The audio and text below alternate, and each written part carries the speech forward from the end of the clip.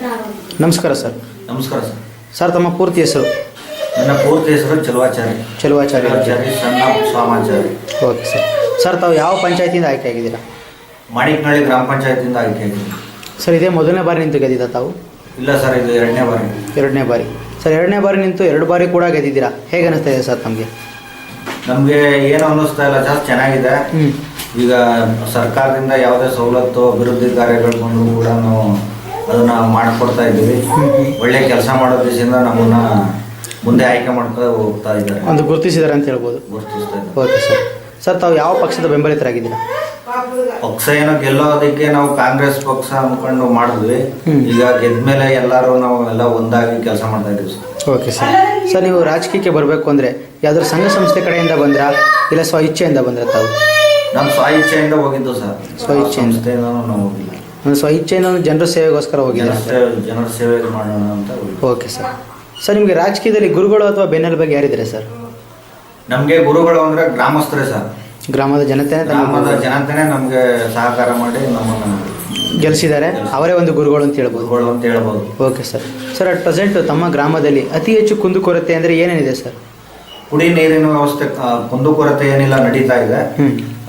ನಾವು ಮಾಡಬೇಕಾದ ಕರ್ತವ್ಯ ಕುಡಿಯೋ ನೀರಿನ ವ್ಯವಸ್ಥೆ, ವಿದ್ಯುತ್ ದೀಪ ಮತ್ತು ಗ್ರಾಮ ನೈರ್ಮಲ್ಯ, ಇದಕ್ಕೆ ಜಾಸ್ತಿ ನಾವು ಒತ್ತು ಕೊಡಬೇಕು.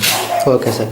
ಸರ್ ಅಟ್ ಪ್ರೆಸೆಂಟ್ ತಮ್ಮ ಊರಿನ ಗ್ರಾಮದ ಜನತೆ ನಿಮ್ಮ ಹತ್ರ ಬಂದು ಯಾವೊಂದು ಸಮಸ್ಯೆ ಬಗ್ಗೆ ಅತಿ ಹೆಚ್ಚಾಗಿ ಹೇಳ್ಕೊತಾರೆ ಸರ್? ಇದು ಈ ಮನೆಗಳು, ಈ ಕಡು ಬಡವ್ರಿಗೆ ಮನೆಗಳು ನಿವೇಶನ, ಈ ಪಂಚಾಯತಿಂದ ಬರುವಂಥವು ಮನೆಗಳು ಕಳಿಸ್ಕೊಡೋದು. ಹೌದು. ಮತ್ತೆ ಕೆಲವು ಬೀದಿ ದೀಪಗಳು ಇಲ್ದಿರೋ ಕಡೆ ಎಲ್ಲ ಕೇಳುವಂಥದ್ದು, ಇಂಥವೆಲ್ಲ ಕೇಳ್ತಾರೆ ಸರ್, ಅದು ಮಾಡಿಕೊಡ್ತಾ ಇದ್ವಿ. Okay sir. ಸರ್ ಸರ್ಕಾರದಿಂದ ಅನುದಾನ ಅಂತ ಬಂದರೆ ನೀವು ಮೊದಲು ಯಾವ ಕೆಲಸ ಮಾಡೋದಕ್ಕೆ ಒಂದು ಯೋಜನೆಗಳನ್ನ ಹಾಕೋತೀರಾ?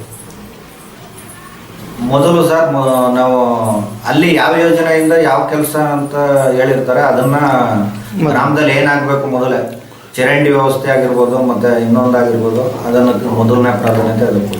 ಅಂದರೆ ಒಂದು ಮೂಲಭೂತ ಸೌಕರ್ಯ ಕೊರತೆ ಇರೋದ್ರಿಂದ ಅದನ್ನ ಒಂದು ನಿವಾರಣೆ ಮಾಡೋಕ್ಕೆ ಅನುಕೂಲ ಆಗುತ್ತೆ. Okay sir.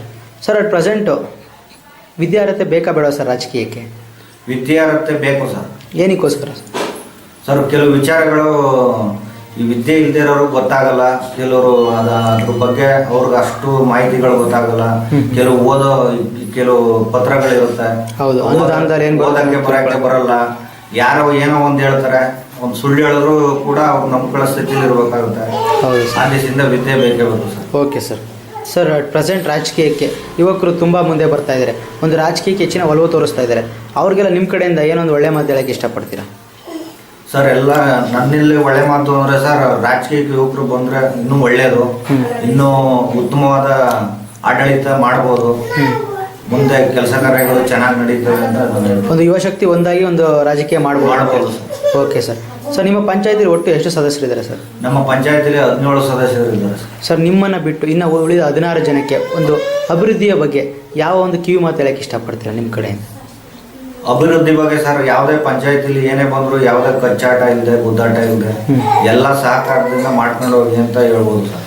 Okay sir. Sir ಕಡೆಯದಾಗೆ ತಮಗೆ ಮತ್ತೊಂದು ಪ್ರಶ್ನೆ ಸರ್. ಇವತ್ತು ನೀವು 2 ಬಾರಿ ನಿಂತು 2 ಬಾರಿನೂ ಗೆಲ್ಲಬೇಕು ಅಂದರೆ ತಮ್ಮ ಊರಿನ ಮತ ಬಾಂಧವರೇ ಕಾರಣ. ಅವರೆಲ್ಲರೂ ಒಂದು ಅಮೂಲ್ಯವಾದ ಮತಗಳನ್ನ ಹಾಕಿ ತಮ್ಮನ್ನು ಜಯಶೀಲರಾಗಿ ಮಾಡಿದ್ದಾರೆ.